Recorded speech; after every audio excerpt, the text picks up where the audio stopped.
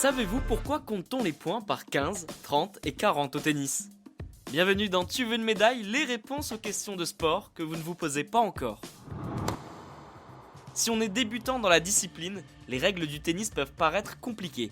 Pour gagner un match, un joueur ou une joueuse doit gagner plusieurs sets, 2 ou 3 en fonction du tournoi. Pour gagner un set, il faut remporter 6 jeux, sauf en cas de tie-break.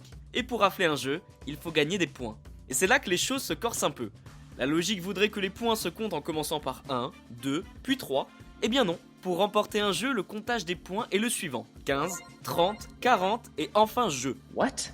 Pour comprendre pourquoi ce système assez particulier a vu le jour, revenons pendant la Renaissance. À cette période, on ne joue pas au tennis, mais au jeu de paume. C'est son ancêtre. Pour la petite anecdote, des moines auraient inventé ce sport. Le terrain ressemble beaucoup à un terrain de tennis d'aujourd'hui, mais avec quelques particularités en plus. Le filet est au milieu, mais parallèlement, il y a 3 lignes tracées de chaque côté du terrain. Elles sont chacune espacées de 15 pieds. Pour vous donner un ordre d'idée, 15 pieds représentent environ 4,5 mètres.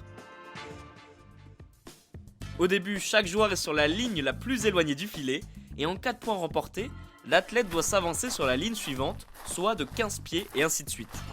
Alors là, vous vous dites sûrement qu'il y a un problème. La logique voudrait que ce soit 15, 30 et enfin 45 au lieu de 40. Sauf que la ligne 45 aurait été trop proche du filet, donc elle est tracée 5 pieds avant. Depuis la Renaissance, les règles du tennis ont évolué. Aujourd'hui, les joueurs n'ont pas besoin d'avancer sur des lignes à chaque échange remporté, mais le système de comptage des points, lui, est resté le même. Et bien voilà, vous savez maintenant pourquoi on compte les points par 15, 30 et 40 au tennis.